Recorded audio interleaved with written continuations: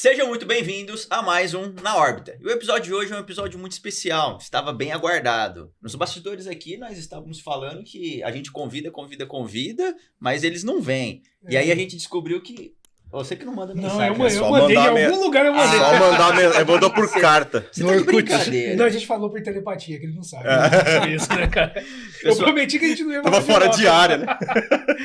Pessoal, nossos convidados de hoje é do Texto e Forma, Palavra em Movimento. Sejam muito bem-vindos. Eu gostaria que vocês se apresentassem, falassem um pouquinho o que nós vamos pautar aqui, porque é uma empresa que vai falar muito sobre educação, já que vocês sempre sabem que nós estamos trazendo pessoas notórias no mercado educativo. Eu acho que esses caras só sabem um pouquinho aí do mercado durante 20 anos, né? Então, vamos começar. Pode falar um pouquinho quem que é a Texto e Forma e depois Palavra em Movimento. Vambora. E me fala os big numbers, hein? Porque já é uma empresa já de 20 anos. A gente está totalmente honrado por você estar aqui. Vamos começar pelos boletos, então. A gente vai começar pra gente jogar um Uno, né? Com os boletos, né, Dá. Quem tem... trunfo, né? Super trunfo, né, cara? Quem tem o maior tem que mudar as cartas da mão. Boa. Gente, obrigado pelo convite. Apesar do desencontro informativo, né? As agendas não estavam batendo por correria. As empresas, elas têm ciclos produtivos bem doidos, sempre atrelados a, geralmente, calendário gráfico e calendário de editais do governo federal e dos estados. E a gente acaba seguindo isso tudo, então deixa a nossa vida uma loucura, que tem momentos que a gente não consegue nem respirar. Né? E foi isso que aconteceu aqui. Mas, enfim, estamos aqui, tá? Eu sou o Rafael, para quem não me conhece. Eu estou também como Fábio, ele vai falar um pouco mais sobre a trajetória dele, mas eu estou também no mercado educacional há um bom tempo, né? Me formei em História, fui dar aula, depois dei pouco tempo de aula, logo em seguida eu entrei no mercado editorial do segmento didático, ou seja, eu fazia livro didático como editor de Ciências Humanas. Isso foi em 2006, 2007, então já estão aí completando uns 16, 17 anos, não sei muito bem, sou péssimo de matemática. Por isso que eu fiz História. Por isso que eu fiz História, eu sei contar século, essa é a minha desculpa. Então, assim, daí em diante, passei a me envolver ainda com educação, mas não mais na sala de aula, já dentro da cozinha, né, que a gente chama, que é a parte de trás das cortinas, né, fazendo material didático. Em 2014, né, eu saio da antiga Saraiva, né, ela ainda era editora Saraiva, ela não foi, não tinha sido feita a cisão que aconteceu com ela, e aí eu fundo uma empresa que é a Texto e Forma, que eu fundo junto com a minha esposa, Legal. Que é a Vanessa, que é minha sócia em tudo, né, e a gente passa a atuar para o mercado editorial didático, né, fazendo algo que pouca gente conhece. Eu sempre brinco que livro didático parece que vem do armário de Nárnia, porque todo mundo tem livros nas mãos, né, milhões de estudantes usam livros todos os dias, e praticamente ninguém da cadeia do uso do livro depois da gráfica sabe como ele nasce. Sim. Ninguém, né? Nem o professor, nem o diretor, nem a coordenação, nem os pais, nem os alunos. Perfeito, os livros simplesmente parece que eles pipocam na prateleira, na caixa da escola, né? E acontece uma mágica. É o que eu falo, é Nárnia. Então a gente falou que não ia nem falar de negócio, como já chegamos no mundo fantástico. Né? Então aí, enfim... A gente se envolve com isso desde 2015, quando a primeira empresa nasceu, que é a Texto e Forma, fazendo grandes volumes produtivos, né? Então, você falou da Beth, né? A Beth Educar, eu já vou nela já há mais de 10 anos. Né? Na última feira, a gente contou 20 estandes da feira, tinham materiais nossos. Então, mais ou menos uns 10% da feira tinham conteúdos expostos, produzidos por alguém dos projetos que a gente toca em simultaneidade. Né? Em 2019 para 2020, a gente começa a ter os primeiros contatos com educação digital, porque a Texto e Forma ela tem uma segmentação muito clara para ela, o DNA dela é papel, ela faz material impresso. E aí, de 19 para 20, a gente, ainda pré-pandemia, tá? A gente começa a ter umas provocações de alguns gestores lá de São Paulo, né? Como o Júlio, que é um gestor já bastante conhecido no mercado editorial, ele é da FTD, e aí ele nos provocou para começar, de repente, mexer com audiovisual e com conteúdo digital educacional. A gente começou a pilotar nisso, o Fábio já estava com a gente, porque o Fábio está nas empresas, né, logo desde o início, assim, não desde o primeiro ano, mas está com a gente desde o início do processo todo de estrutura, logo depois que a empresa começa a tracionar, começa a ter escritório físico, porque até então ela era eu, empresa, e Vanessa, empresa, né? A gente tinha freelancer, mas aí depois que ela começa a tracionar, o Fábio já vem com a gente.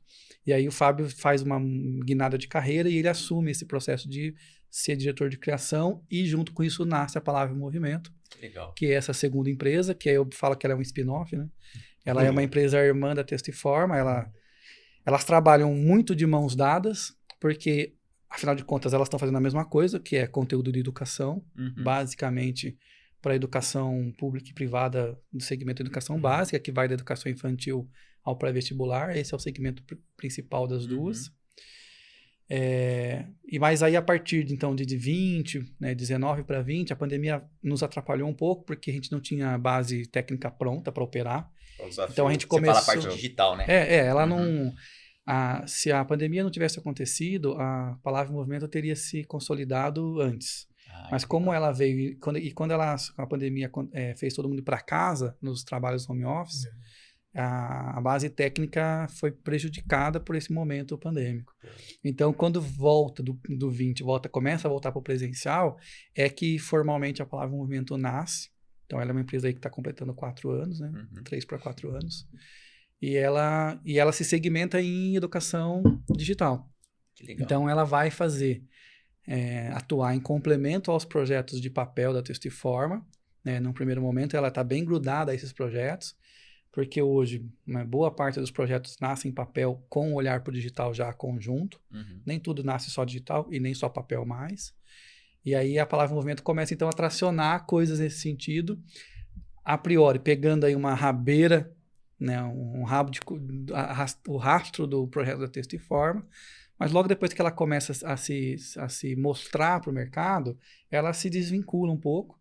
E hoje acontece um pouco das duas coisas, né? Tem projetos em que ele entra pela Texto e Forma e tem uma parte digital que se desdobra para a Palavra em Movimento, e tem projetos que são o caminho inverso. Ele entra pelo digital para a Palavra em Movimento e, quando necessário, se desdobra para o papel, para Texto e Forma.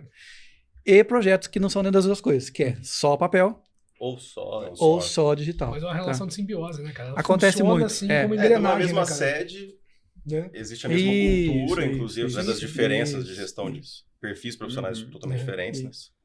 Mas essa simbiose existe, isso é... Ô, Rafa, me fala os seus big numbers. Aqui no aspecto Brasil, nós estamos falando de aproximadamente 220 milhões de pessoas, público cativo talvez uns 50 milhões de estudantes. Estou chutando, mais ou menos, minha última base que eu me informei. Cara, o que vocês já atenderam em nível percentual, ou nível de estrutura do nosso país, cara? Porque, vocês estão fazendo um movimento muito bonito. Vocês estão realmente, assim, pautados onde começa o cerne da educação, não é? Então, qual que é o big number de vocês? Qual que é o impacto que vocês estão gerando? De modo geral, a gente não consegue medir muito bem esse impacto. Porque a gente não tem sob controle o usuário final do processo, que é o aluno. Porque como nós somos white label, em quase tudo que a gente faz, o nosso nome está só no crédito lá. Pequenininho. E tá tudo bem, isso pra gente, isso não há não interfere. É parte da política, inclusive, do nosso fazer, assim. A gente estranha isso, mas é parte do nosso... A gente não precisa estar... Vocês não precisam estar em evidência. Não, tá tudo bem. Mas é legal, porque, poxa, a gente tá conversando com os caras que realmente fazem movimento. Faz muito. Mas, assim, uma ideia, não sei. Isso, então, assim, uma coisa que eu costumo dizer é que é legal pensar em quem a gente atende. Porque números específicos a gente acaba não tendo, até porque a gente nem procura esses números, tá? Não dá tempo. A real é não dá tempo. É isso. Parece que é exagero, mas a gente vai falar de alguns números depois. E tem um pouco também de métrica de vaidade, sabe? Às vezes parece que você está buscando número para...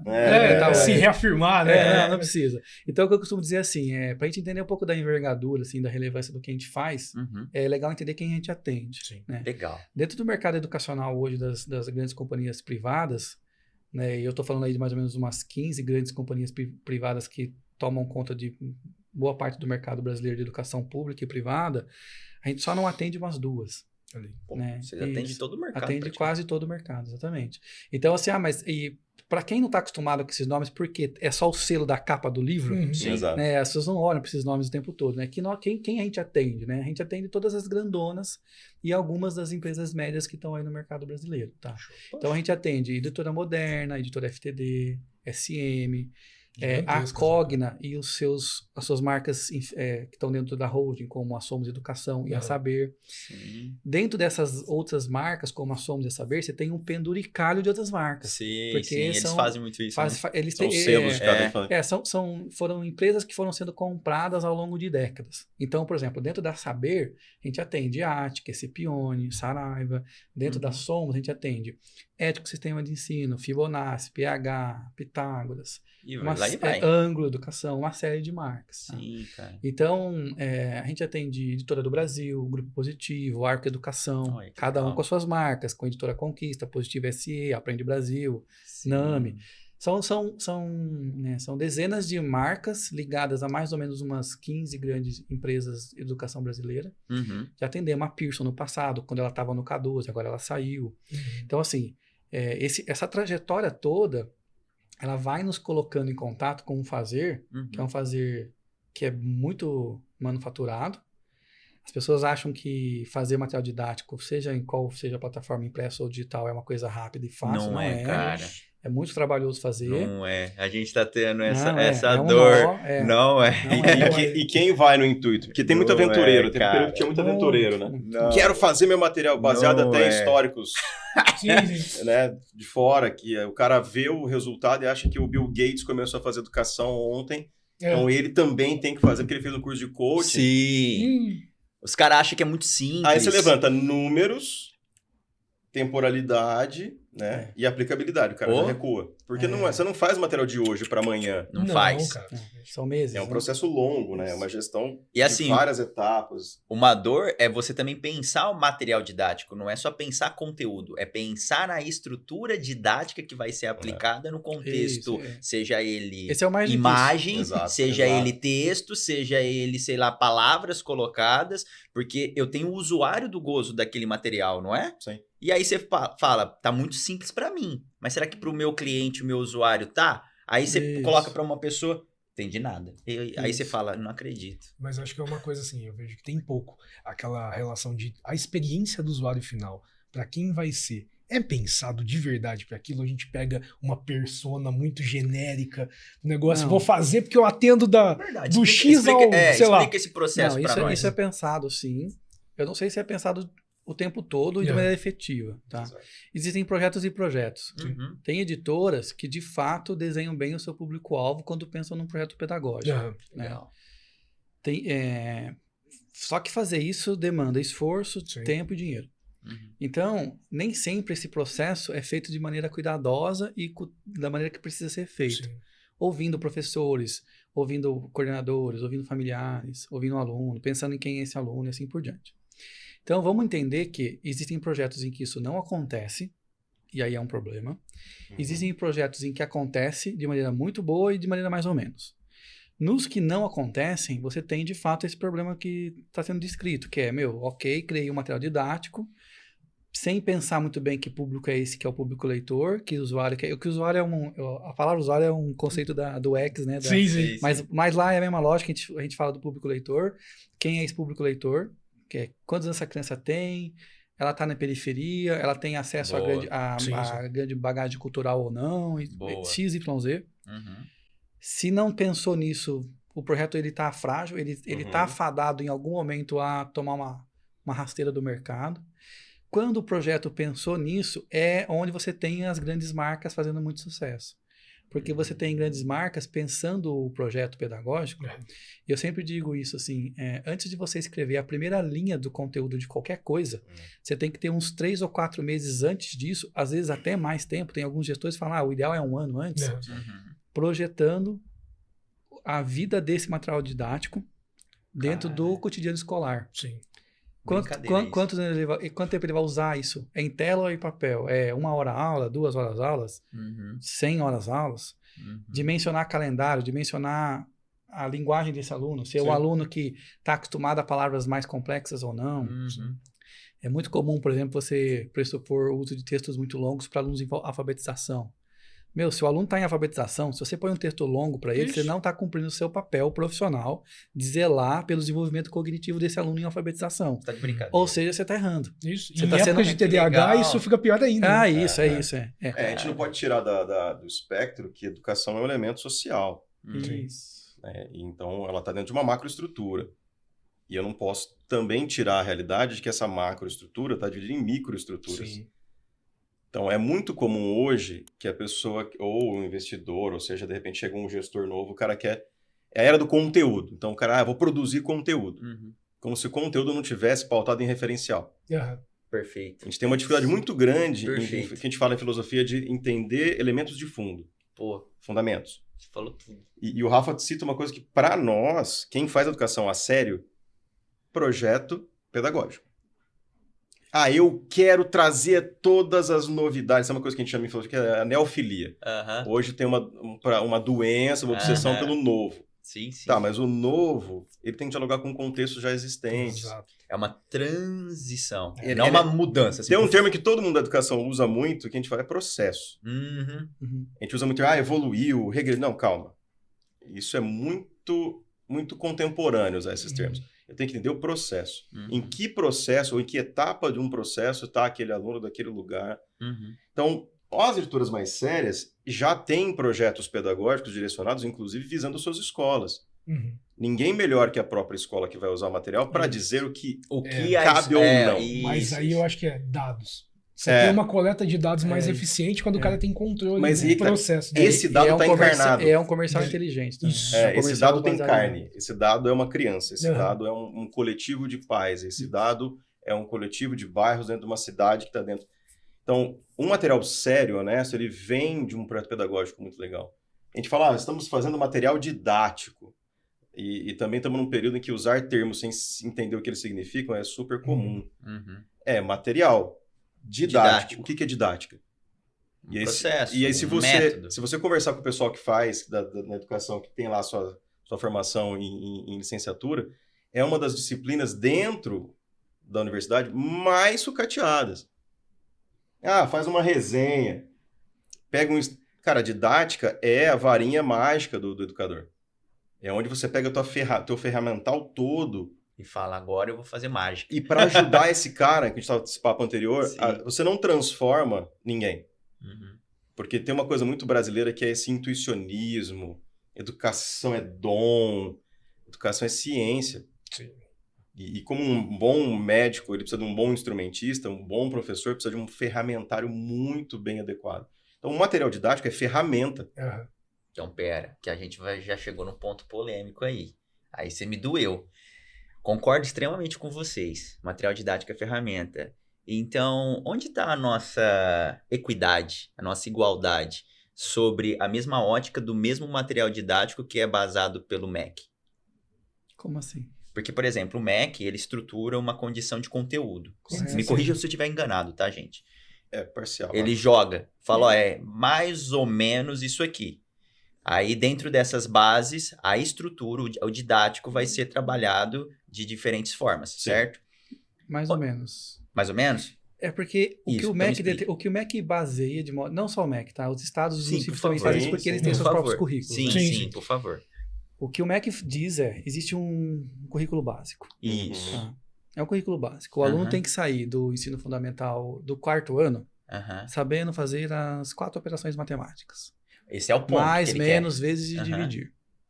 Ele só diz isso. Como você vai montar a estratégia pedagógica para fazer o aluno aprender mais, menos, vezes, dividir, depende de uma série de fatores. E quem determina esses fatores são os projetos pedagógicos dos materiais didáticos que você cria. Beleza, entendi. Lembrando que os projetos que são bem estruturados, sérios, eles inclusive fazem isso dando ao professor a liberdade de escolher o caminho A, B ou C. Aquele projeto pedagógico que era engessado e que dizia para o professor, ensine para o aluno como faz multiplicação assim e ponto final, ele morreu nos anos 90. Legal. Na nossa época. Nossa. A gente aprendeu assim. Mas aí você tem 2 pontos, né? A gente geralmente entende educação fazendo a engenharia reversa. A minha experiência escolar, o meu professor. E aí você automaticamente salta para, mas a culpa é do material. Porque também, para quem teve em sala de aula, É verdade. o professor tem suas dores, mas também tem seus vícios. Exato. Eu fiquei 17 anos em sala de aula, trabalho com professor até hoje. Tem muita gente que não vai se atualizar. E aí bota a culpa no sistema. No sistema, é verdade. O sistema é imperfeito como qualquer coisa humana. É verdade. Então, você tem muita figura do cara que não foi atrás de entender essa dinâmica e que parou nos anos 80. Lá nos 90 ainda estava nos 80.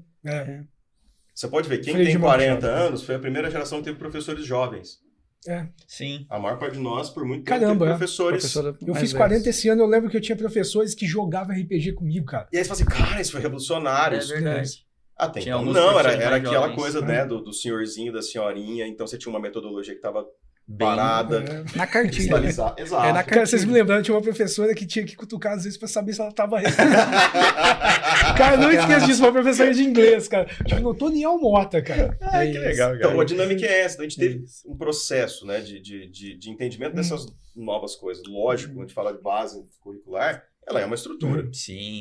Você citou dois termos que são bem delicados, assim, igualdade e equidade. E equidade, exato. São diferentes, Sim, exato. sim. Por isso que eu queria chegar nesse ponto, porque, cara, eu sou apaixonado pela educação, nós estávamos falando um pouco aqui no bastidor, eu vim de escola pública, e hoje, porque a gente também tem trabalhos dentro de escolas particulares, eu sinto um tom muito diferente. Sim, mas, assim, é sim. gigante. Aí eu fui para a sala de aula, aí eu fiz a minha parte executiva, sou professor, também sou formado na USP, mestrado, doutorado. Falei, agora eu quero mudar o mundo. Cheguei com aquele ímpeto. Só que eu descobri que tem os processos, tem os vícios, tem as instituições. Aí eu falei, meu Deus, não vou conseguir. Aí é onde a gente começa a criar empresas. Aí a gente começa a ficar louco, né? Quer criar empresas para poder curar umas dores. E eu percebi que as ferramentas que me faltava, quem levava era eu. E assim, e tá tudo bem. E as condições tinham que ser desenvolvidas, como que eu posso dizer, estou criando o avião subindo. Porque tinha alunos meus, e assim, eu acho que eu já falei aqui num dos podcasts, eu tinha um aluno meu da periferia, todo tatuado assim, com aquela persona bem forte, bem marcante, ele já era repetente, e eu tava macro e microeconomia nessa aula. Cara... O moleque tava lá desenhando na carteira e eu falei, cara, ele não vai dar atenção pra mim. Aí você fica incomodado como professor, é sua vaidade. Aí o que tá acontecendo, rapaz? Eu não sei o que, não gosto de sua aula. Só que eu percebi que ele era quase um semi-analfabeto. E ele já tava no terceiro colegial. Eu dava aula de colegial e curso técnico. Por isso que eu dava aula de macro e microeconomia. A intenção era boa. Só que ele não sabia quase nem ler e escrever. E aí eu olhei pra caderneta. Caderneta não, pra cadeira mesmo. Cara, o moleque era um artista. Grudei no peito dele assim, falei assim, com todo respeito, né? Cara, eu gosto de você, velho. Você é louco. Você tá se acabando, não sei o quê. Aí eu tô resumindo. O que tu gosta? A gente gostava, que é a geração de professores mais jovens. Sim. Eu gosto de anime, gosto de desenho. Pô, eu também. Eu falando pra ele. Você vai desenhar um Ichigo pra mim. Ele, eita, vou te comprar um monte de nanquim. Ichigo é um personagem de um desenho, viu, galera? Bleach. Aí, eu comprei você precisa falar isso, eu já fico incomodado, cara. Aí eu comprei um monte de nanquim pra ele e dei. Cara, minha aula é de macro e microeconomia, velho. Eu tô falando de arte pro moleque. Ele encardenou. Ele montou todo o esquadro. E eu coloquei isso aí como quadro pra mim, eu tenho até hoje. E eu paguei. E eu falei, isso tem valor. Se alguém não viu isso em você, eu vi. Isso tem valor. Isso é educação. Só que eu não tinha ferramenta. Sim. Eu fui uma ferramenta mastigada. Esse é o problema de sistemas que não são econômicos, que o professor... E aí também tem a parte que é do ofício, né? Sim, que aí é a vontade, né? Existe o elemento do profissional. Por isso que eu falo que não é intuicionismo.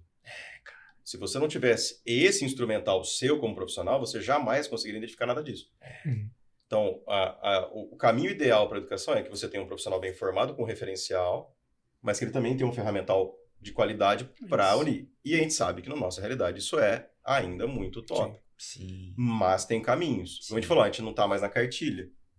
Que bom. Você tem projetos que são muito mais arrojados. Fala um pouco desses projetos. Não, peraí. Antes de falar, você viu que o Fabinho ainda não falou quem que ele é. Não se apresentou. O cara entrou no podcast, eu tava aqui fora. Ele sentou ali, tá passando. Ele passou, a gente falou, senta aqui. Mas o Rafa deu tom pra ele. O cara entrou do nada, né? Não, eu não quis parar o Rafa. O Rafa tava feliz. Ele contou o conceito histórico da empresa, mas Vai, velho, fala. Pode falar. Eu sou o Fábio Marques, sou o diretor de criação agora da Palavra em Movimento. Eu venho de uma formação de humanas bem ampla, sou formado em Direito, sou formado em Filosofia, sou pós-graduado em Sociologia da Educação, trabalho com música e teatro há mais de 20 anos também, então são uns 20, 25 anos aí, arredondando tudo, voltado para a educação e arte. Legal. Então, voltando, qual que agora são os métodos que a gente tá pautando? Porque, cara, eu tenho curiosidade nisso. Porque, de novo, eu acho que a gente tem ainda um Brasil, como um Brasil mesmo, vamos pensar assim, um território muito fértil. Muito fértil. A gente não sabe o poder que nós temos na mão. E eu falo porque eu tive referências lá fora. Eu tive que escutar de gringos mesmo, que eu tive a oportunidade de sair fora do país, tava lá no Vale, enfim. E eu escutei, cara, isso dói, velho. Eu vou falar uma coisa que dói. Que o problema do Brasil é brasileiro. Dói, cara. Porque a minha pergunta, ainda foi uma pergunta que eu fiz. Como que a gente consegue trazer vales do silícios em diferentes localidades? Aí ele, cara, a gente não é foda. Basicamente, a gente tem medo de errar. A gente erra. Pra cada coisa bonita que vocês estão vendo aí na mídia, nossa, nós erramos muito. Por exemplo, um Elon Musk da vida, eu quebrei um monte de foguetinho até fazer dar ré. Mas eu não tenho medo, eu não tenho vergonha. Porque o erro, a gente começa a penalizar a pessoa pelo erro. E não, nós deveríamos beneficiar. Porque, tipo assim, o erro, ele é um processo do aprendizado. Agora eu sei uma nova forma de não fazer. E isso é legal, bacana. E eu escutei isso, eu fiquei muito chateado, cara. Então, eu queria saber como que seria as nossas bases de processos que nós estamos levando para essa galerinha aí, diferentona. Porque esse aí foi uma dor minha. Eu acho que, voltando à história do processo, né? Eu acho que tá em transformação essa formação desses novos jovens. Porque, no fim das contas, o que você tem que fazer quando você cria material didático ou pensa em projetos educacionais, é pensar de novo no usuário, né? É pensar em quem é esse aluno. Legal. Porque esse aluno, ele já não é mais o aluno de 10 anos atrás, que já não era mais o de 20 anos atrás e de 30 anos atrás, assim por diante. O que acontece é que é lento essa transformação. Sim. Esse processo, ele é lento. Ela não é uma transformação rápida. Porque, no fim das contas, quem promove o processo de melhoria educacional ao longo do tempo são os agentes que estão dentro da educação, são as pessoas. Eita. Eu posso fazer o melhor device, o melhor livro, o melhor conteúdo digital, se o meu agente social, tá? E são vários agentes, tá? Cada um com seus microinteresses. O agente social professor, o agente social funcionário da escola, mantenedor, o agente público e político no caso das escolas públicas, o agente mantenedor privado, investidor no caso das escolas privadas, o agente aluno. Se cada um desses agentes, de alguma forma, não forem tocados pelo projeto que está criando, acabou, você vai jogar tudo no lixo. Sim. Já tem histórico disso acontecendo, já há muitos exemplos de plataformas disruptivas que nasceram nos anos 2010 com código adaptativo, no momento em que o Facebook estava fazendo adaptativo. Olha isso. O Facebook estava em processo de expansão e o algoritmo estava começando a dizer, talvez você goste disso aqui também, veja esse post. Quando a timeline do Facebook, ela era uma timeline, onde o que você via, de fato, era um post depois do outro na sequência, e que quem postou, no minuto, segundo... Você podia subir. E você achava o post de novo. É verdade. Então, por exemplo, a gente vivenciou casos como esse de plataformas educacionais pensadas sob a ótica da adaptação do ensino, né, para o aluno. Então, se eu estou com dificuldade na habilidade de multiplicação, eu vou ver mais atividade de multiplicação para reforçar, como o Duolingo faz hoje, né? Sim. O Duolingo também é velho, mas a gente falava sobre isso lá em 2010 já, e antes do Duolingo surgir. Naquele momento em que isso surge, por exemplo, naquele contexto de envolvimento que a gente tinha, ainda pré-Testiforma, ainda na época da Saraiva, aquilo era tão esquisito para os agentes sociais que estavam na escola que aquilo não vingou. Não vingou. Você não tinha base. Você não tinha base de entendimento dos usuários, diferentes usuários, aluno, professor, mantenedor, diretor de escola, para perceber aquilo como uma ferramenta que fosse trazer validade ou melhorias do ponto de vista do cotidiano. E os motivos são vários, questão cara. cultural, então, isso aí? Claro, isso é estrutural. Porque eu tenho tanto na elite, a gente estava falando de escolas privadas, você citou alguns clientes de vocês. Sim. A demanda da família de elite nos anos 90 e 2000 era uma. Filho na universidade pública, com uma pós-graduação para assumir, de repente, a empresa da família, ou então para avançar o capital. Sentido. A demanda da periferia nos 90 e 2000 é do teu aluno. O cara não consegue ler porque ele passou por um sistema que foi empurrando ele e que não tá nem aí com o que ele vai fazer depois. Perfeito, é verdade. E a escola, a gente tem que entender a educação como um fluxo contínuo. Ela não é uma corrente vertical. Sim. Eu tenho um projeto muito legal, mas se a sociedade aqui, para a qual eu estou construindo o sujeito, o aprendente, o estudante, que vai sair para esse mundo, se essa escola não entende que essa verticalização aqui é interessante, pode ter o projeto mais lindo do mundo. O cara ainda continua passando fome. O cara continua vivendo numa situação de violência. Cara. Ou então numa situação em que a concepção de sujeito daquele período é: meu filho precisa ganhar dinheiro e não me interessa que ele valorize arte. É o que aconteceu com a nossa geração. Pirâmide Maslow total. Eu primeiro preciso sobreviver, comer, beber. Básico. E depois que eu vou em propósito. Que propósito? Propósito tá fácil pra você. Você tá bem? Exatamente. Tem a barriga cheia. Então... Virou o propósito, né? Ele fala assim, pô, a arte foi totalmente apartada da escola. E dependendo da escola que você tava, a arte salvou um monte de aluno. Com certeza. Eu dei exemplo aqui. Cara. Agora, se você eu nem sou o professor da arte. Se você vai para nossa escola, quem tem aí 30 e poucos, 40 anos, não existe. Ela foi sumindo. Sim. A gente é uma geração que pegou grandes festivais de música, de teatro. Sim, de repente só acabou. O que começou a acontecer? Metrificação de vestibular. Isso. Cara, é verdade. Os cursinhos famosos, a disputa social do pai que pagava mais caro pelo cursinho mais top. Verdade, isso aí. Isso também está se desconfigurando por conta de um cenário sociopolítico. A elite já não dá tanto mais valor para a universidade pública. É verdade. E aí você tem um desafio, porque você não está falando sozinho. Né? O criador de conteúdo não fala sozinho, ele fala com uma contracorrente. Isso. Tem um lance nisso que a gente está conversando agora, que é o seguinte. A gente tem o mau hábito de pressupor que tudo aquilo que você produz em educação está dentro de um aquário. E não está dentro de um aquário. Você pode estar dentro de um aquário, mas o seu aquário está no fundo do mar. Jesus, aí acabou. Porque o mar todo é a sociedade brasileira. E aí você tem problemas estruturais que são complexos, que precisam ser resolvidos de alguma forma ao longo das décadas. Em alguns momentos você dá 3 passos para frente, 1 passo para trás, mais 2 para frente, 1 para o lado, que isso vai fazendo com que a gente patine. Você vai dançando, né? Você vai... As empresas todas, sob a ótica do objetivo delas, né, que é ter produtos que vendam, que criem valor, que entreguem, né, elas vão tentando o tempo todo ler as marés desse mar. Sim. Né? E aí entra um problema, que é o seguinte: você... É muito comum no Brasil você ver decisões, né, e projetos que são projetos conectados não ao Estado, mas ao governo de quem está naquele momento governando o ponto situacional. Cara, isso vale para municípios, estados e federação. Aí você falou. Porque no ponto de vista, né, de planejamento, como o Brasil é muito grande, você falou, 50 milhões de estudantes. Por aí, né? É muito grande, é muito grande. É uma carga, é uma massa populacional em etapa educacional enorme. É muita gente. E com curvas de diferença. Isso ainda a gente nem colocou.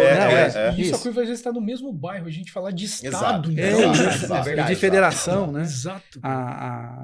Esse contexto é tão complexo que, sob a ótica de um planejamento de longo prazo, né, o professor Nicoleles fala muito sobre isso nas entrevistas dele. Você teria que ter uma educação, um projeto educacional de longo prazo, pautado numa base científica, projetando o que você quer para daqui a 30 anos. Só que o que acontece, no fim das contas, em muitos momentos, é que existe um grupo, ou uma parte de um grupo, né, que está ali pensando para o longo prazo, e uma parte de um grupo que não está pensando para o longo prazo, está pensando para o momento. Só que educação não é momento. Não é momento.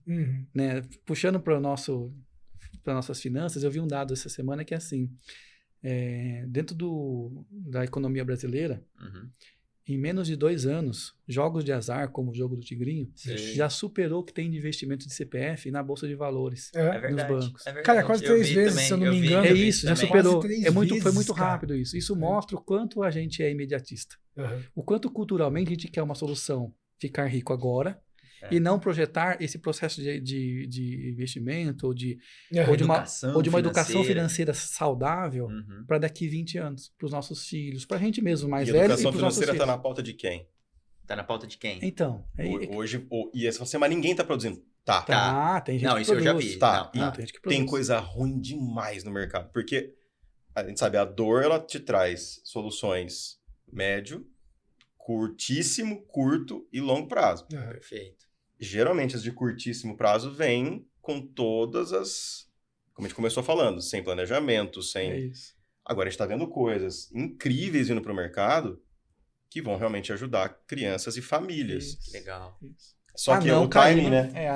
Mas demora, O timing, ó, eu te falo, ó, eu falo muito, pessoal, do nosso time do audiovisual, eu fui diretor de conteúdo desse forma antes, então eu lidava com os intelectuais. Eu migrei para a criação, eu lido com a galera da arte, Que fica... que é a mais imediatista que existe. Pô, o cara editou o vídeo, o audiovisual tem essa coisa do Sim, imediatismo. verdade. A gente teve que reconstruir e reeducar. A gente fala, nós somos empresa de educação, Uhum. nossa obrigação primária é educar. Então, a gente teve que reeducar nosso time. Por quê? A gente é igual ao cinema, porque você vê que o cara está produzindo um filme hoje, daqui 4, 5 anos, de repente, Uhum. esse filme vai estar em cartaz. A educação é a mesma coisa. Grandes projetos demoram 1, 2, 3 anos. É isso. Então, eu te falo, ó, tem coisa muito legal sendo feita. Fala, o Fábio falou, eu não vi nada no mercado. Calma, daqui 2 anos você vai ver. Porque Demora, está né? sendo produzido. E não é uma coisa de um dia pro outro Não que é. vocês falaram. Não, é verdade. não é. Concordo com vocês. Então, é muito louco, porque a gente fala, pô, tem coisa para chegar. Cara. Quando vem? Quando? Amanhã? Quando? Semana que vem? Não Demora. tem, assim, aquela data concreta, porque não é uma construção linear, né, cara? O Sim. negócio É, complicado. existe... Eu acho que existem grandes marcos É, que vão transformando esses ciclos de processos, né? sim. Esses grandes ciclos educacionais. Né? Por exemplo, um grande marco que acontece lá nos anos 90 é a criação do PCN, né? Que são os parâmetros curriculares Total. nacionais. Eu não lembro que governo lançou, mas deve ter sido gestão do Fernando Henrique Cardoso. Sim. 95, 6 por aí. É.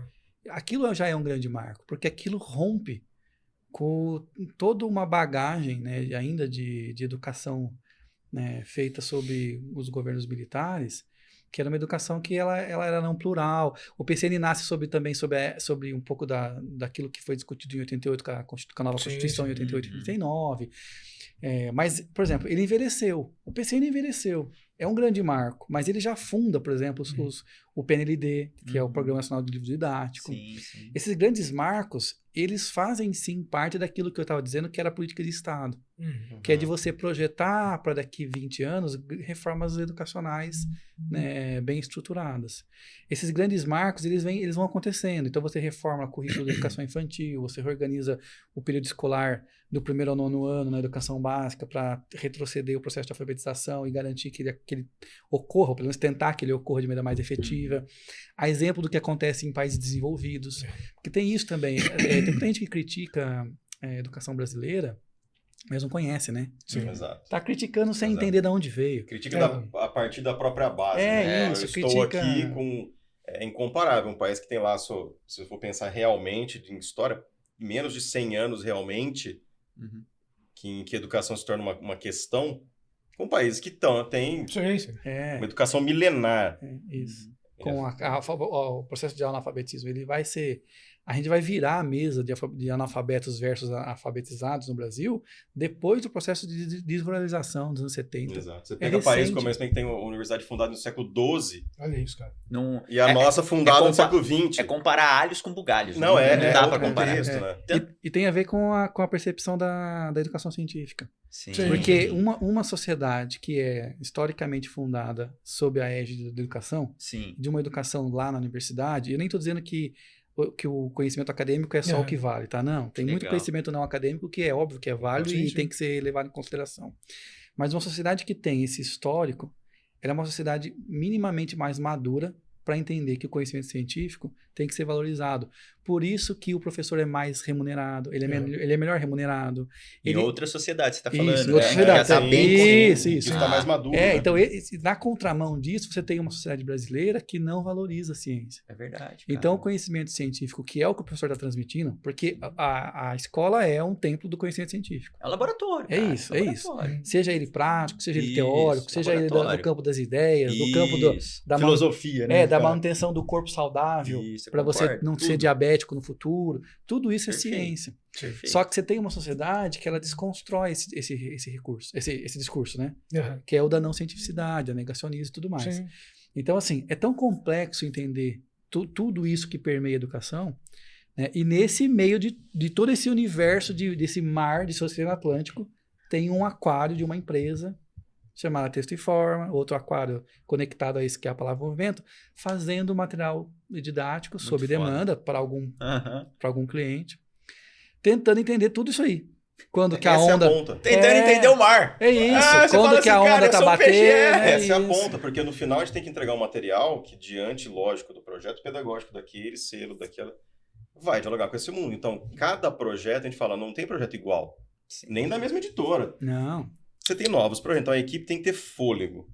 Sim. Porque cara, é um turn gigantesco para qualquer coisa. Tô aqui, de repente você tem que... o tempo todo. Porque o grande problema que a gente entende aqui, que é o problema de grandes sociedades que conseguiram vencer isso, você pega, década de 70, com o Carl Sagan criando... Nossa, foi bombardeado. Ele foi bombardeado quando ele criou o Cosmos. Depois todo grande visto, cientista. Né, só que aquilo criou Nossa. A divulgação científica é um problema desde o nascimento da ciência. Sim. Isso é verdade. Há um hiato. O material didático, ele é a forma de, em gotas, levar para a criança, para o adolescente, a ciência. É verdade. E aí tá essa briga, né? Tem. Eu acho que é um negócio assim, tem um protecionismo. Antigamente tinha aquele negócio assim, nós temos a nossa panela de cientistas nós somos sacerdotes né? do conhecimento, e esse é um grupo seleto que você tem que entrar por convite, você tem que colocar uma túnica preta, colocar um anel e tatuar alguma coisa no braço. Antigamente era isso. Eu vi assim, a minha época em escola, vamos falar assim, eu também sou de escola pública, né? Também, assim, melhor que eu tinha estudado era no SESI, assim, e até a 5ª série. Mas eu vi essa desconstrução da ciência. Que tipo assim, a ciência, né? Aula de ciência é chato, o professor é chato, o conteúdo é chato. Quando eu acho que fazer a criança, desde a base, entender o que é metodologia científica, vai transformar ela numa pessoa muito mais crítica. Ela não vai aceitar as coisas. A gente ia evitar tanto terraplanista. Então, mas aí pensa o desafio. Nós estamos numa reunião de desenvolvimento de projeto, certo? A Terra é plana? Podia ser cair um pessoal. A minha cuca, né? Empurrar pra borda. Agora pensa uma reunião que você tem que falar, tá, legal, galera. Tem um avanço do terraplanismo, tem um avanço de uma série de anticiência. Como é que a gente vai ensinar metodologia científica no 5º ano? É difícil, complexo, é difícil, cara. E é aí que vem o trabalho de equipes que são absolutamente dedicadas a isso. É isso. Complexo. Porque é o que eu te falei, tem muito discurso. Tem muito discurso. Agora, vamos fazer? É difícil. Complexo. Por isso que eu ia falar, o trabalho de criação e educação ele é muito delicado. Porque ele não é invencionismo. Não pode ser. Buscar referenciais para que eu consiga levar a metodologia científica para um de 5º ano, mas pensando que esse material pode cair na periferia. Num grande centro. E a gente sabe que as diferenças periféricas também existem. Uma coisa é a periferia de Ribeirão, outra coisa é a periferia de Sertão, outra coisa é a periferia do Sergipe. É isso, perfeito. Cara. Perfeito. E aí? É então, difícil, né, cara? É um trabalho muito meticuloso, que às vezes você sabe que vai fracassar. Você não tem condição de atender o todo. E aí é a dor que a gente aprende na ciência, o tal do recorte.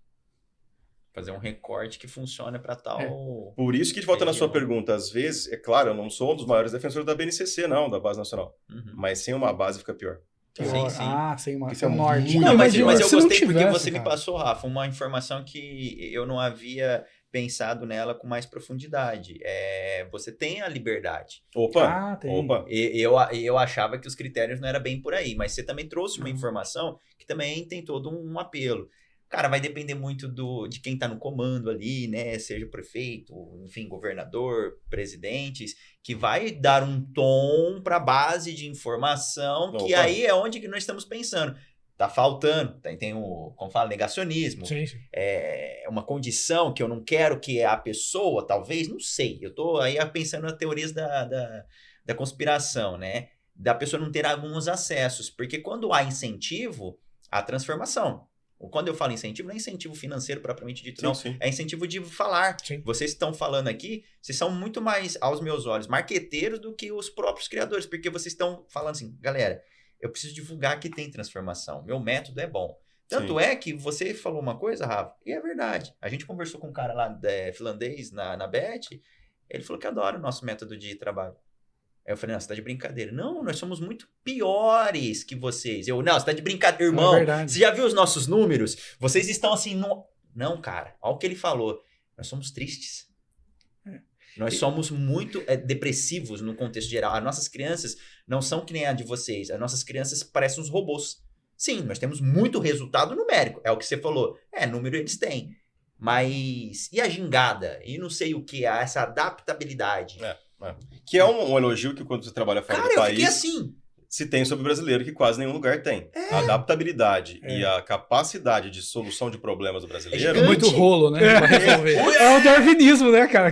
Não é o mais forte, Por isso que eu falei no é o que começo. mais se vira. Por isso que eu falei no começo da nossa conversa que nós realmente somos uma terra muito fértil. Sim. Fértil. E assim, as cabeças que estão aqui são muito boas. Tem uma vacina contra o nosso viralatismo, né? Boa. Que eu sempre gosto de pensar assim, Eu os países desenvolvidos, com algumas exceções, eles têm além de todo um histórico, né, de uma estrutura social já mais estabelecida, eles têm duas coisas que nós não temos. Primeiro, também um histórico de exploração neocolonial. Então, eles enriqueceram explorando a América Latina, a África e a Ásia. Exato. Isso é muito recurso. Se você for pensar que boa parte desse processo de desenvolvimento das sociedades depende de recurso financeiro, então, por que tem trem na Inglaterra e não tem trem no Zâmbia? Faz todo óbvio, sentido. porque E outro, né? Não é em toda a Inglaterra. A gente tem esse recorte muito virado. É isso. O Reino É igual Unido. o tempo todo. Não é. Eu conheço bastante. Londres. É o fazendão bastante também, lá, né, cara? cara. Tem muita- Eu tenho a mania de fugir para alguns lugares, principalmente na vez em quando, Escócia. Todo ano eu tenho algum... Lá tá Mizoa, que daqui a pouco eu vou criar bode na Escócia. Ovelha. Não chega. Chama a gente pra tomar uísque lá, velho, por favor, cara. Você mandar mensagem... Não tem nem internet. Eu vou cobrar toda não semana, chega cara. lá. É. A gente tem essa romantização dos Lógico. grandes centros. É isso. Agora, também tem elementos ali que a coisa Sim. não bate, né? O outro ponto que eu ia falar é sobre o tamanho do problema, né? Sim. Nosso problema Porque é continental, né, cara? cara. Na Exato, Finlândia, se exato. for pegar a população em educação básica dos caras no K12, eles têm, sei lá, 1 milhão Cabe de no alunos. Paraná, né, cara? 1 milhão de alunos. Olha Aqui isso. você tem 50 vezes mais. No Canadá. É claro, o Canadá tem todo um histórico. O Canadá também foi explorado pela França, também foi explorado pela Inglaterra.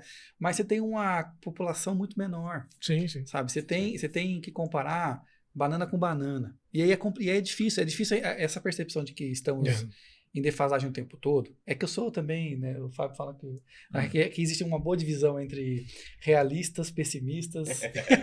Você é o quê? Não, eu sou O otimista. Eu sou o otimista. Então, tamo junto, então. Ele é nietzschiano e eu tenho uma tradição culturalista marxista, enfim. E aí, assim, você tem, então, que comparar banana com banana. Porque o fazer, cara, é muito desproporcional. Sim. Você tem um histórico e uma amostragem muito diferente. Concordo. Né? O Brasil ele é muito plural e ele é muito grande. O Brasil é continental, é gigantesco. E são micropaíses, né? É Se você for isso. pensar, cara, a gente atravessou uma linha de fronteira entre um estado e outro, cara, você não Muito consegue entender a pessoa conversando. Sim. É outro isso. dialeto, né? É isso. Até a nossa língua tem uma variação. E eles também não nos entendem, né? Exato, cara. Porque quando exato. você viaja por dentro do Brasil, é comum as pessoas falarem, o que você falou? É Porque quem tá com o nosso sotaque do interior de São Paulo, não entendendo, por exemplo, o sotaque de quem tá em Belém, mas o de Belém também não entende Não a entende, gente, cara. porque é tão grande, e ele no dele e a gente Uhum. no nosso, que tem disparidades culturais que são abruptas. Sim, E sem sim. contar esses dialetos, vamos dizer assim, criados, né, pelas regiões, como que eu vou colocar, como que eu, por exemplo, que sou o criador do material, eu sou o oniponente, onipresente do conhecimento. É doido isso. Porque assim, eu criei um material muito legal. O cara leu, cara, não entendi. Não se tocou. Ficou meio raso, eu não Se não você aprofundou. pega materiais da nossa época, era muito comum, se o material fosse de uma certa região do Brasil, tinha até o lance de fazer Sim. certas Meio com uma faculdades. gíria. Se você prestava o UEL, Aham. você tinha que estudar O material que O preparava. material. história, geografia do Pará. Senão, não vai. Você não vai. Hoje a preocupação é outra. É verdade. É. Putz, cara, essa imagem não vai fazer nenhum sentido se o cara fizer. Aí você fala, putz, o material tá lindo, o texto tá ótimo, mas Fantástico. o cara escreveu Não vai conectar. pra São Paulo. Fala, cara, não vai conectar. Mudando um pouco do rumo da conversa, mas pra gente desmascarar um pouco o Nárnia, como eu tinha dito, falar um pouco sobre o processo criativo, né, de produção, que essa é uma coisa muito legal que as pessoas gostam de ouvir, que é assim, quando você tem um projeto, nasceu, ou a editora já nos manda isso, ou a gente cria para ela e ela valida, mas ok, temos um projeto. Já sabemos quantos capítulos do livro vai ter, ou quantas videoaulas vai ter, ou quais são os elementos presentes numa sequência didática, digital e impressa. Tá desenhado, vamos começar a fazer? Vamos.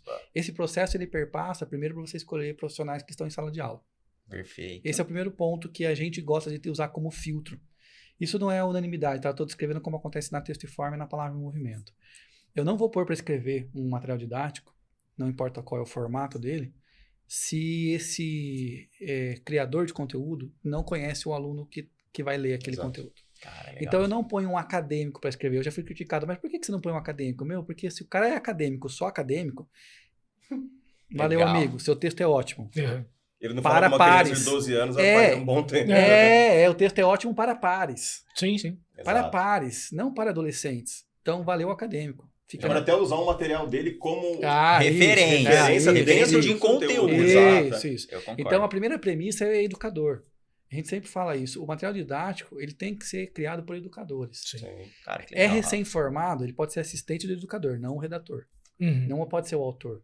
É alguém que está só na academia, valeu, amigo, não serve, porque a base da verbalização, da transcrição... Falta experiência, resumo não conhece o leitor. Depois que esse texto nasce, portanto, e aí nasce sob uma série de égides, e aí tem a ver com os parâmetros, né? Existem parâmetros que são legais, que norteiam a coleção didática, tá? E que precisam ser seguidos. Ou como regra da lei mesmo, tipo, vai ser um processo licitado, se tiver uma charge aqui que é preconceituosa, o material vai ser jogado fora. Ah, mas eu não acho que essa charge é preconceituosa. Beleza, amigo. Ela tem um cunho de preconceito ou de racismo, o material inteiro foi para o lixo. Você perdeu 5 milhões de reais no lixo. Então, existe pela letra fria da lei, existe pelas boas práticas. Sim. Eu não quero fazer um material racista. Concordo com você. É questão de valor. Certíssimo. Não quero. Material que é baseado em coisa que a gente não está sentindo um cheirinho de possível plágio aí. Valeu, amigo. Esse projeto eu não vou pegar. Sinto muito, cara. Não vou pegar, porque aí não é lei, mas é boas práticas. Sim. Porque se você está pressupondo a questão de material didático para a formação de uma sociedade plural, racismo não pode ter ali.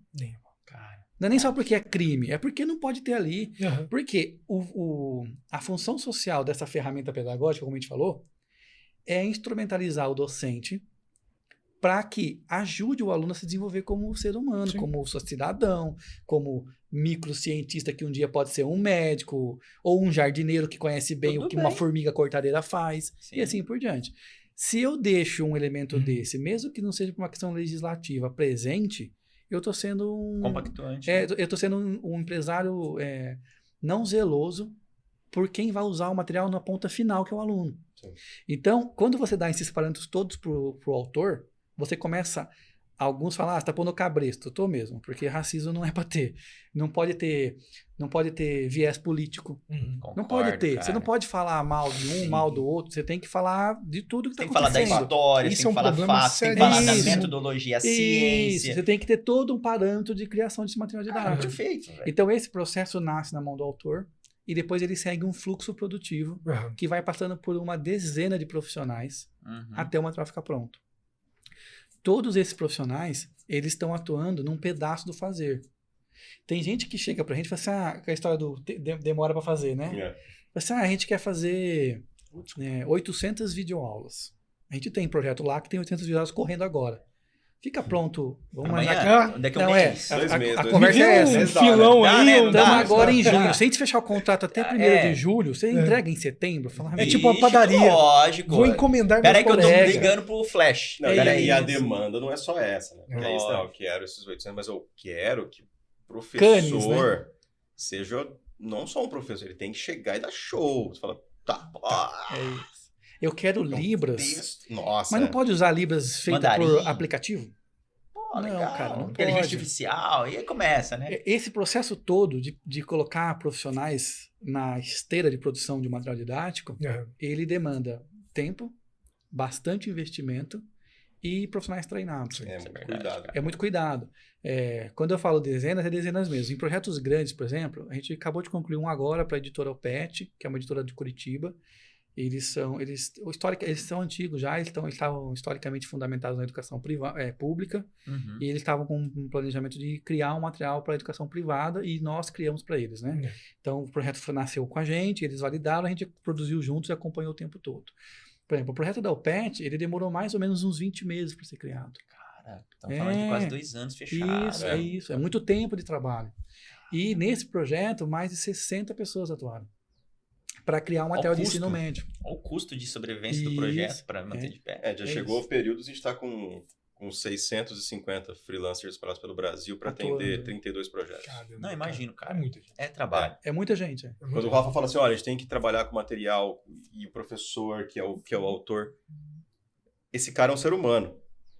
Então, para ele entender esse processo e entregar esse processo, esse cara tem crenças, esse cara tem seus próprios aspectos e seus prismas ideológicos. Sim. Aí então, vamos sabe aquela coisa basiquinha? Produto, processo, pessoas? Essa é básico, né? É básico, cara. Pessoas aqui interferem diretamente no produto. Diretamente. Então, a gestão aqui, a gente conseguiu amadurecer processos que hoje eles caminham quase que automáticos. Isso é uma vitória de muito trabalho de equipe gestora, né?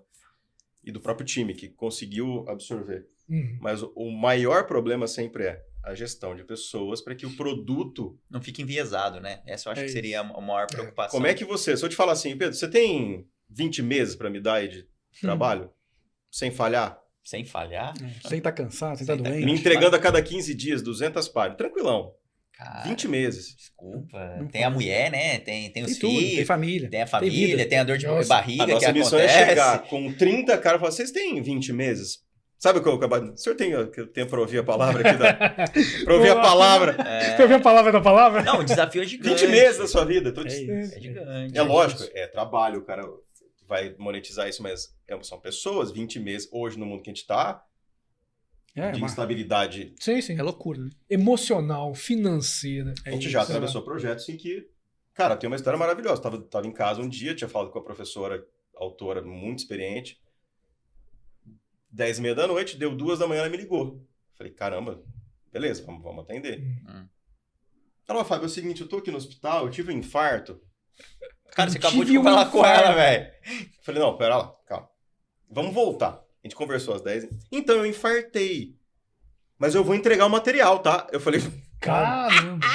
Não, já liguei para um amigo meu, assim que normalizou. Ele vai assumir. Eu vou ficar uns 5 dias aqui internado ainda em monitoramento. Eu falei, você vai esquecer o material. Não, mas a data de entrega... Não, fica tranquilo. Tem esse perfil. E tem o cara que some, volta 20 dias depois. Então, eu tive uma crise de ansiedade, não consegui nem te ligar. Tem de tudo. Cara, que loucura, né?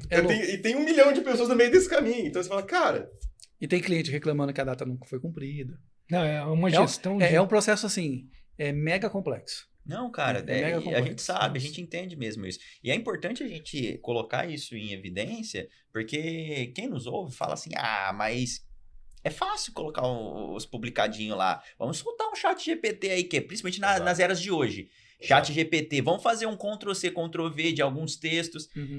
Eu fui cientista, né, que eu fiz meu mestrado e meu doutorado. Aí, cara, eu vou falar porque isso foi uma dor minha. Eu chapei. Eu não posso dizer nomes de professores, né? Mas eu chapei. Mas a gente sabe que dentro também do mercado ali científico tem muitos Ctrl-Cs, Ctrl-Vs, né? E tem muitos, paguei, você faz pra mim? Cara, o meu trabalho não tava bom, mas meu trabalho era genuíno. Porque tem ali as minhas falhas, tem ali as minhas dores e tem ali aquilo que eu tirei de resultado. Eu sabia tudo do meu trabalho. Na hora que eu fui fazer a defesa, o professor falou, essa referência bibliográfica aqui tá meio torta, porque não tá na fonte que precisava. Ok, professor, desculpa, eu vou corrigir. Aí uma outra professora, porque isso aqui não tá referenciado da forma certa.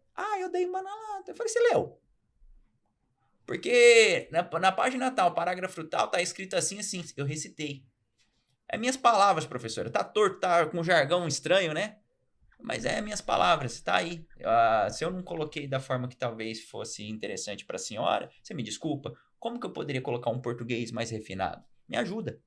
Eu tô aqui para aprender. E é com isso, esse processo científico da criação, ninguém tá vendo, cara.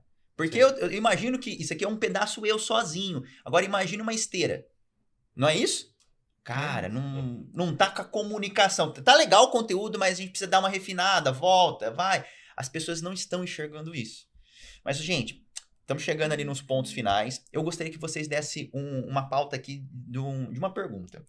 Como que vocês vê a educação daqui 100 anos? O método dessa entrega educativa?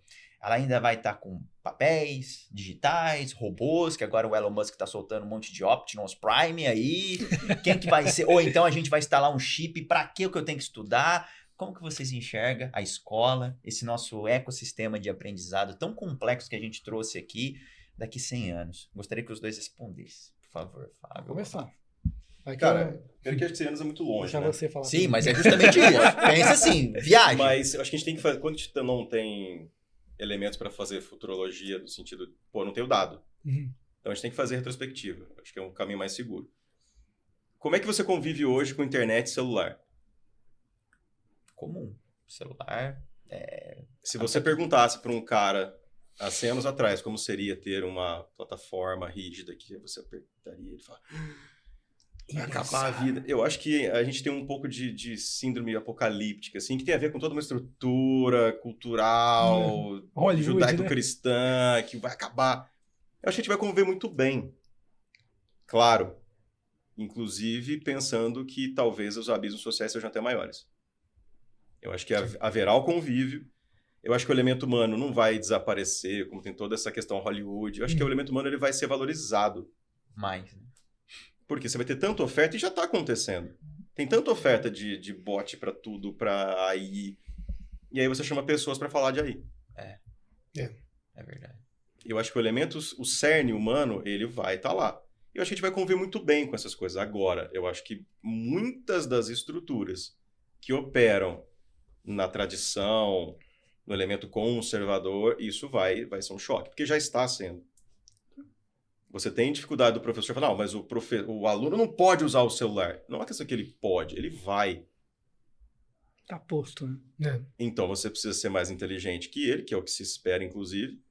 E falar, tá, como eu vou trazer isso para dentro do meu universo? Eu acho que a interação, esse hibridismo vai ser cada vez maior. Claro, isso é uma navalha. Vai cortar muita gente. Vai desesperar muita gente. E a gente precisa analisar caso a caso o motivo do desespero.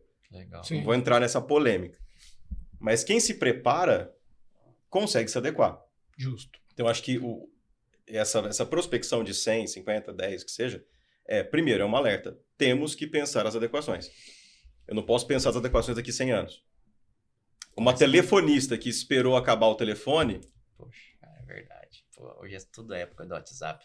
Cara, a gente viveu muito isso. Quem vivia ansioso para entrar numa locadora... Cara, não fala assim. Eu tenho uma saudade. É maravilhoso, né? Você chega lá na locadora... Mano, você não fala isso. E a briga pra você chegar Mas antes tem um dos fenômeno outros pra muito pegar legal. a fita que você queria. O Rafa foi dono de uma empresa dessa, eu acho mó legal. A banca. A banca, cara. Cara. Morreu. A banca acabou? Não. Faz tempo que eu não vejo uma, viu? Ela existe. Faz tempo. Mas ela existe ainda. Mas ela existe. O comportamento mudou. Então, acho que assim, o que vai acontecer é uma necessidade de adequação mais rápida. Aí sim. E quanto mais apocalíptico é o discurso, mais ele impede as pessoas de se adaptarem. Eu acho que não tem problema nenhum com o celular, não tem problema nenhum com a AI, porque no fim das contas você vai ter um validador humano. Sim. É como a gente usa. Mas vai substituir o artista. Não, eu acho que não. Eu acho que vai abrir novas perspectivas de arte. Sim. Eu acho que talvez seja muito mais uma plataforma agregadora. Agora, volto a dizer, minha visão é sempre da mais pessimista possível, quem não se prepara vai ser eliminado. Então a gente tem, eu acho que os elementos mais existenciais, os elementos mais estruturais da cultura. Né? Exato, Quando você pensa nisso, o cara vai perder o seu lugar no mundo. Sim. Então, ao invés de um discurso, não, vamos começar a pensar quais são os mecanismos que nós, inclusive, temos de comunicadores, educadores, para dar mais acessibilidade a mais gente a se adequar, a parar de criar movimentos de desespero nas pessoas, de pânico. O Caverna citou um negócio que é super legal. A instabilidade emocional hoje é cada vez maior. É verdade. Verdade. Eu acho que não tem nada contributivo. Ficava, não, porque vai acabar. Não. Você acelerou o cara. O cara, se o cara já tá mal, ele vai entrar em 2 vezes mais. Vamos criar possibilidades de integração. Verdade. Então, acho que a interatividade não é só um recurso de um aparelho. A interatividade ela é um recurso humano acima de qualquer coisa. Isso. Então, o nosso caminho é de vamos trabalhar numa linha de interagir. Vamos ensinar as pessoas a interagir. Perfeito. Vamos trazer isso não como elemento concorrente, mas como um elemento complementar. Perfeito, cara.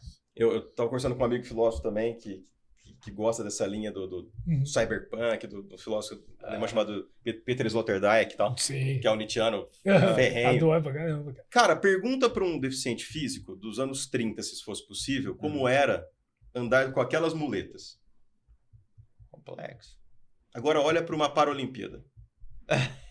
Não falar que é possível, né? Legal, a gente já tá falando de ciborgue quase, cara. É impossível. Fala, cara, É, legal. a gente tá falando de nanotecnologia aplicada à cura do câncer. Cara. Olha isso. Então, pera lá. Eu acho que tem os dois lados. A forma de pensar a integração. Então, acho que a educação, o caminho da educação é ser cada vez mais integradora. E nesse caminho, o elemento humano, eu acho que ele...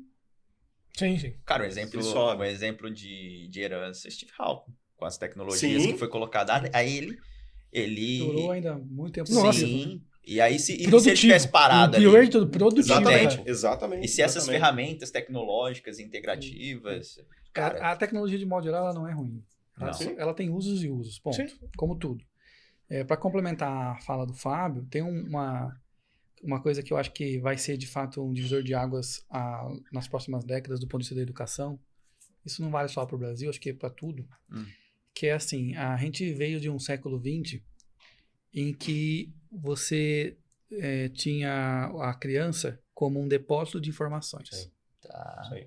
Quanto mais você soubesse, quanto mais a criança soubesse, melhor ela era avaliada pelo colégio, pela educação. Ela passava no crivo do conteúdo. Tá.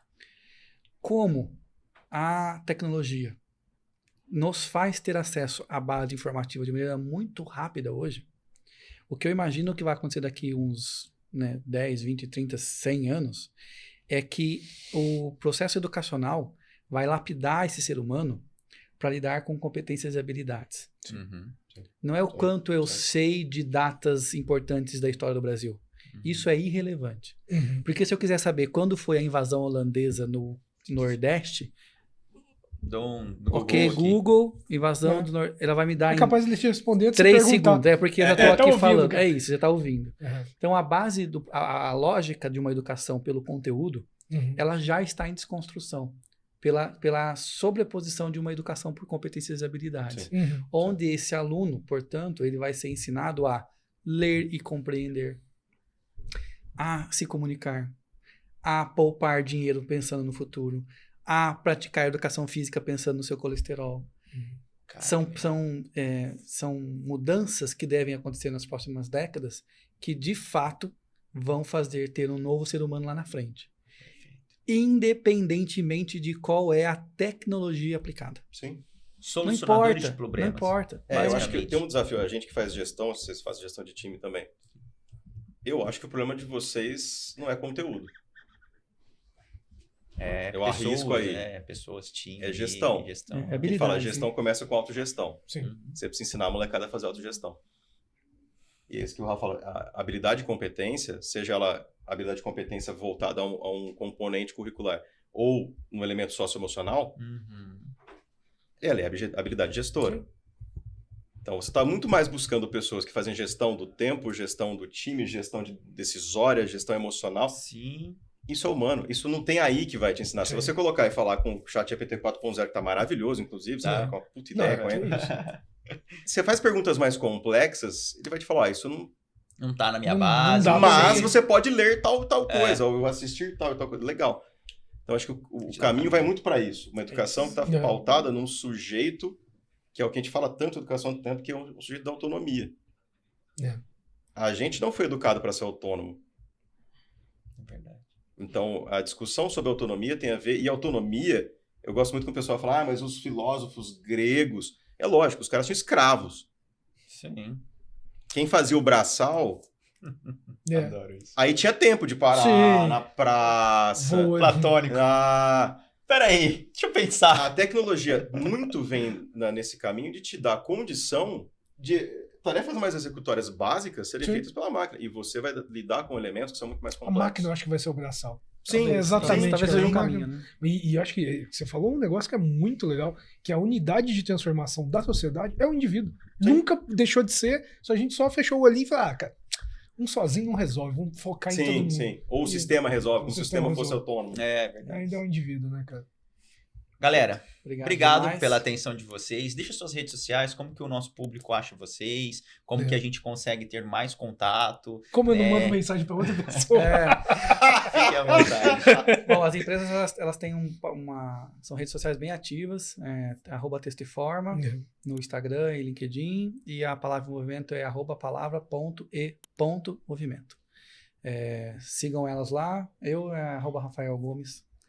E Fábio, não sei como está o seu Instagram. O meu tá Fábio HM, Fábio H0. Fábio H0. Boa. Obrigado demais, gente. Obrigado, pessoal. Obrigado. E até a próxima.